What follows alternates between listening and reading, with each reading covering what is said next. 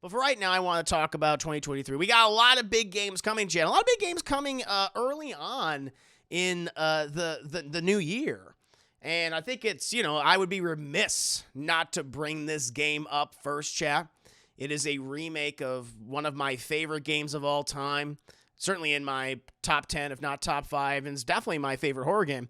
But I am very, very much looking forward to EA's Dead Space remake. Now, listen, this is not being made by EA Redwood Shores, who are the developers of the last one, or, Visceral, who did Dead Space 2 and 3, which EA Redwood Shores became Visceral.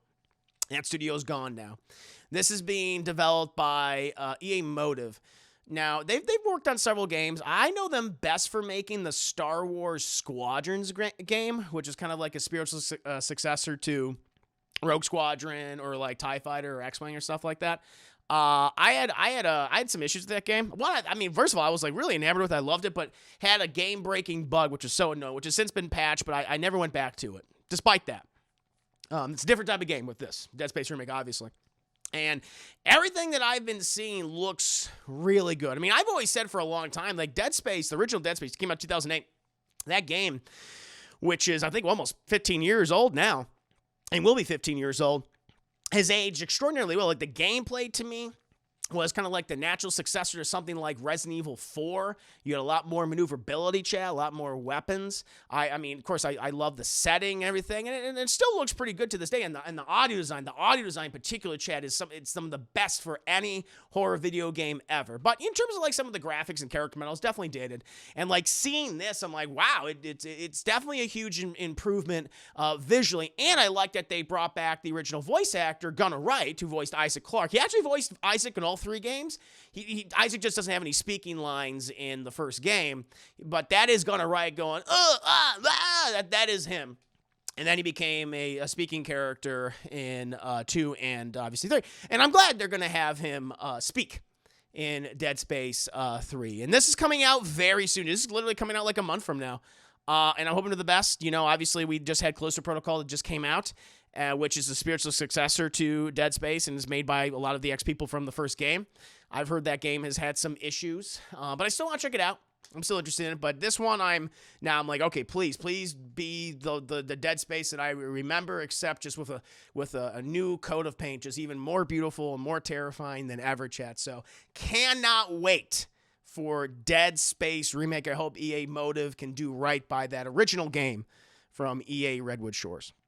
And another game which is actually coming out very soon, right after Dead Space remake, I believe, sometime in either February or March. But this was actually, I believe, supposed to come out in 2022, but it's gone through a lot of delays. And that game is Hogwarts Legacy, chat. The Harry Potter franchise has kind of had a tumultuous time in the last few years. Or I guess now they're not even called the Harry Potter franchise, they're calling it the Wizarding World. Is that what they're calling the Wizarding World franchise? And you've had like the Fantastic Beasts films, and I like the first one fine. Did not like the second one. Super mixed on the new one. I mean, the first half boring, second half better, but overall, I mean, they're not moving forward with those movies. And obviously, everything of J.K. Rowling and her not being a particularly very nice person is disappointing, of course, especially because of the world that she created. But I'm still interested in that world, chat.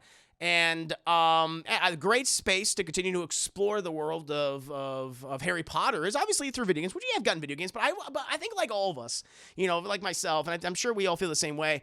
I always wanted to like go to Hogwarts or go to a wizarding school and, be sorted into a house and learn magic like that. We all want that experience, right? It's so much fun. And this one, it's giving us just that. Where it takes place, I believe I like the period too. It's like takes place in like the late 1880s or 1890s, chat. So it's like, oh, nice, a period piece. And now you're like a transfer student. You need to be sorted into one of the 4 houses of Hogwarts. So either Gryffindor, a Ravenclaw, Hufflepuff, or Slytherin. A Hufflepuff for life, chat. I am just so excited to create my Hufflepuff girl, Fluber Schmeckledorf. I don't know, the 5th. I think she's going to be the 5th now, chat. She's going to be the 5th. There's been many Fluber Schmeckledorfs in the Schmeckledorf family, chat. And I just want to have a nice Wizarding World adventure, chat. I just want to wear my Hufflepuff colors and battle, goblins and evil wizards and go to all my magic classes. I think that's going to be a fun time. So I cannot wait to play this. Really, really excited. Really, really excited. I just want to get into the character creation, create my my witch counterpart, if you will. But after that, chat, speaking of fantasy, we also have a big sci-fi fantasy game coming very soon, and that is the sequel to Jedi Fallen Order, Star Wars Jedi Fallen Order, Star Wars Jedi Survivor.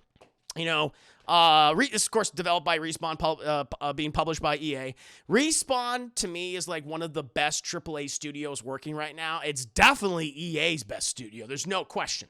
Respawn is a lot of Call of Duty 4 developers. They're known for developing the Titanfall franchise, which I think is severely underrated. Love both games. And, of course, they made Apex Legends, chat, which is a great battle royale, kind of like my go-to battle royale for a long time. And, of course, obviously they made Jedi Fallen Order, which was a wonderful Star Wars game. It takes place about, 10 or so years before. Well, no, actually, I think it's like 5 years. I think it's like 5 or 10 years, like after the Adventure End of the Sith. You play this Padawan, this apprentice who escaped the Jedi Purge, and they are trying to find this holocron of Force-sensitive people so the Empire and the Sith don't get it. And you go on this adventure. You meet Deborah Wilson, chat. Deborah Wilson's in the game. She's in every video game nowadays. She's popping up everywhere, chat. She's so cool. And, of course, the main character played by Karen Monaghan. I love that the game is kind of like, it's not your typical just straight action-adventure Star Wars game, like something like Force Unleashed, which I've never been a big fan of. This is a Souls-born-light game. It's a Souls-light game. And that might not be for everyone, but I kind of like that they went in that direction. So it's a little more challenging.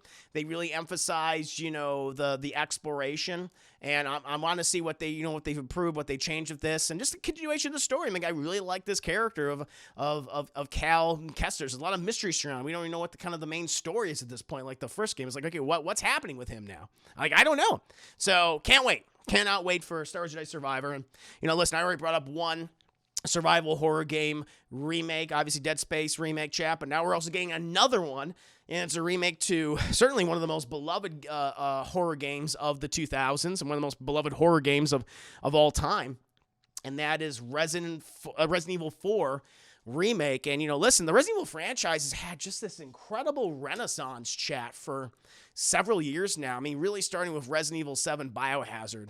It really brought the franchise back to prominence after the very dark days of Resident Evil 5 and 6 and all the various kind of, spin-off games and stuff. Like, that one improved so much. They went back to the scares. And then, obviously, giving us other remakes like 2, which is such a wonderful game. Probably my second favorite horror game of all time behind Dead Space. They gave us Resident Evil 3, which I like Resident Evil 3. It's not nearly as good as 2. But I did enjoy it quite a bit. And then, of course, most recently Village, which was like my game of the year, I want to say. It came out in 2021, so that was my game of the year. So I'm very excited for this one. I hope they kind of... Now, listen, Resident Evil 4 is definitely when the franchise started to go more towards the action route, the action-adventure route. And so I'm interested to see if they're going to definitely keep or retain the horror sensibilities that these new Resident Evil games have had. It looks like they're doing a nice blending of the classic Resident Evil 4 with some of the more modern sensibilities in their approach to survival horror, which is great. They're bringing back the original voice actor, the voice actor that did Leon in Resident Evil 2 remake. He's come back here. They're changing Ashley up, chat. They're going to change, keep some, environments do new twist on them. Everything I've seen from this looks really, really cool. I'm hoping the best. I mean, I don't mind if they change a lot up personally, because Resident Evil 4 is one of those games that's been ported to, I think Resident Evil 4 might be the game that I've rebought the most out of any other game that I've ever had. Because I want to say I had it on GameCube. I think I had PS2, Xbox 360, maybe PS3, Xbox One, PS4. I have it on everything. So it's a lot. It's a lot. So, that just goes to show you, like, just how great the game is. And I'm hoping they can deliver a remake that is just as good as the original, or, hopefully even better than the original, chat. We shall see. Very, very excited about it. And then another one, chat, which I haven't really talked about, but I'm excited for this game, and that's Final Fantasy 16. Now, I'm an old school Final Fantasy guy. I love games like, 4 and 6 and obviously 7 and 9. Those are kind of like my go-tos, I think, for a lot of people. I haven't really liked modern Final Fantasy. Like 10 on, I haven't been a big fan. And 15, I really disliked. Didn't particularly care for any of those characters. The story was nonsense. I didn't like the world building. I was just confused at what was going on. But I have to say, Final Fantasy VII Remake, that was good. I really enjoyed that. I think it's a very good game. It has some issues, has some flaws, especially when it comes to a side quest. And I want to fucking find cats, okay? I don't need to go in the world and find 15 cats. It's like, geez, can we get like better side quests, please? Any case, I did really enjoy that, and I actually like the battle system. I'm an old school guy. Like, I don't mind turn-based combat at all, Chad. Not at all. But what they did with the new one, I'm like, okay, this is kind of a nice blending of old school and new school, and it'll work for me. I know this is also the person behind the development of this game is one of the people behind Final Fantasy XIV, or the creator or the developer for it. And listen, I have no experience with Final 14, but I know there's many people who play it. Vanny, I know Vanny. Vanispheres, he plays that and he swears by it, and it's beloved. That's one of the most popular MMOs right now. It seems to have done right by the players time and time again. It continues to be improved, so I'm looking forward to this. And I just we're kind of going, the thing is, like Final Fantasy for so long, it seemed to just be indulging in sci-fi dystopia. And that was really it, maybe with some modern sensibilities in there too. But I like that we seem to be going back to like medieval. We haven't gotten like a medieval-esque Final Fantasy. I mean, God, I can't remember. What was the last one? It's been so long. So I like that. I like the aesthetic of this game. It seems very violent, which looks really cool.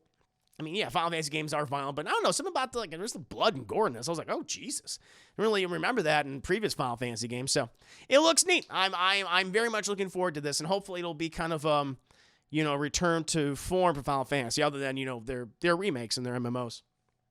And another game which I feel like it's kind of people forgot about this, but that's okay. That's okay, because the game, as this has been a long-awaited game, people didn't know that we were originally going to get it. It was always rumored that the developer was working on it, but I cannot wait for Remedy's Alan Wake 2.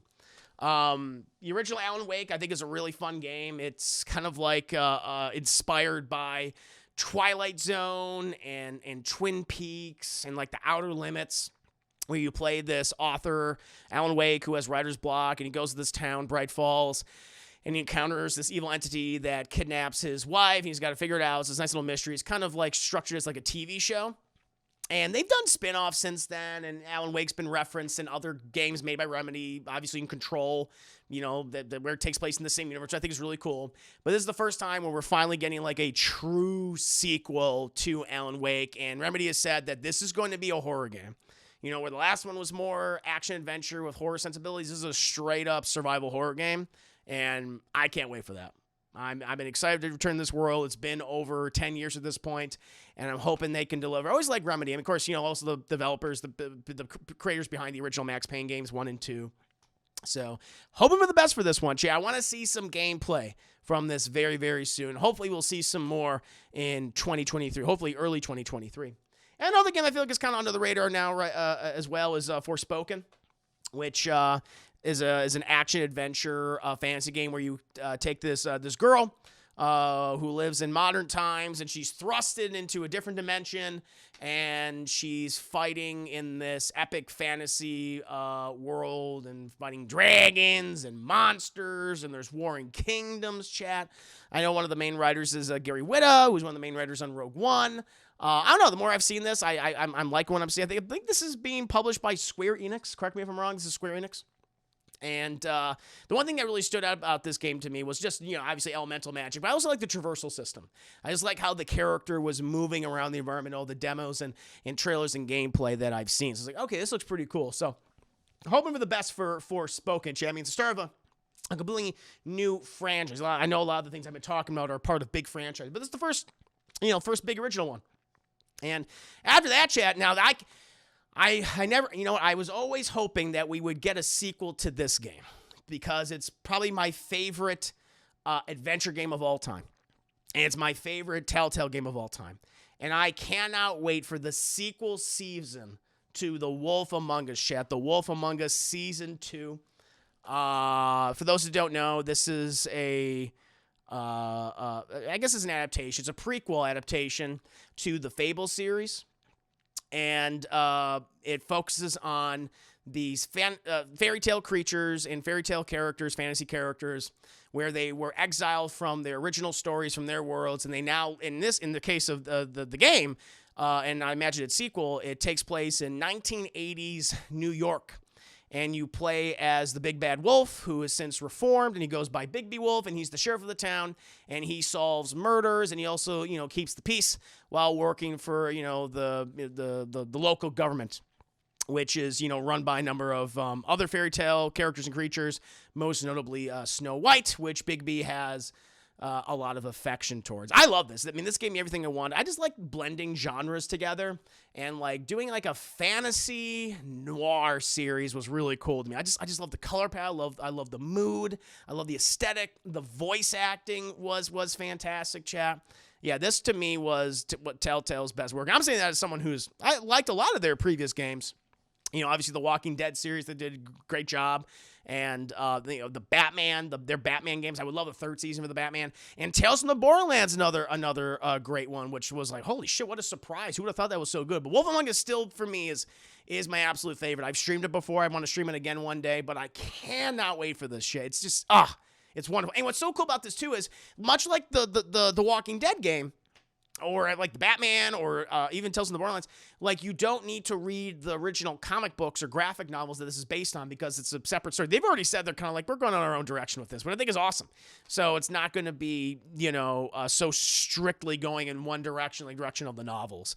We're just going to be kind of focusing on our own, telling our own story, which I think is great. I honestly prefer that. And they had a great trailer that was released a while ago where Bigby was just beating the shit out of a bunch of Wizard of Oz characters. Like the fucking Scarecrow is a goddamn drug addict. The Tin Man is this big brutish enforcer. I mean, I'm just loving how they're playing around with all these games. They're not afraid to kill. They are not afraid to just eviscerate, murder, explode, disembowel characters in these games, in these episodes. So really, really excited for The Wolf Among Us. And another game, chat. Listen, you guys know I'm a huge Soulsborne fan. It's a genre that has proliferated, has continued to gain more popularity. It was really cool to see just this genre. I know it was always kind of been around since, going back to maybe the 90s, early 2000s, but it really came into its own with things like Demon's Souls and Dark Souls, right? But yeah, I'm glad that other major publishers and developers have taken the Soulsborne formula and applied it to their own games. And, this next one, I think it looks really cool. And that is Lies of P, which is Pinocchio. It's Pinocchio Soulsborne, which sounds ridiculous. But all the gameplay for this looks really cool. And I know a lot of us might be a little sick of Pinocchio. There's been a lot of Pinocchio movies like this year. This has been the year of the dueling Pinocchio movies, Jeff, from Pauly Shore's Pinocchio to Disney's remake of Pinocchio. And then most recently, with Guillermo del Toro's Netflix Pinocchio.